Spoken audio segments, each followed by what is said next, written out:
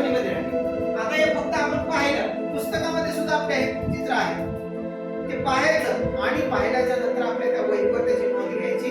पण नोंद घेतल्याच्या नंतर कोणत्या भागाला काय नाव दिलेलं आहे त्याचं वाक्यापासून परिच्छेद धडा नाही.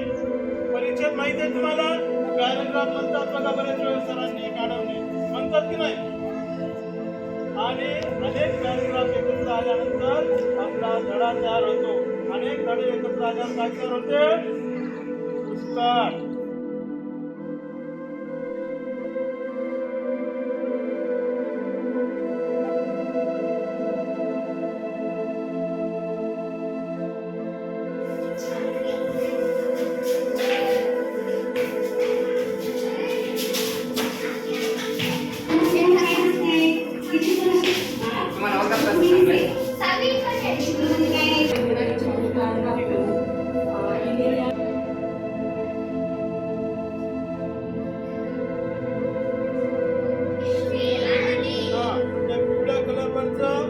स्वतःची नावं किंवा काल सरांनी सांगितले नाम, सर्वनाम हे क्रियापद आपल्याला आलेलं आणि हे उद्देश काय सांगितलं त्या ठिकाणी.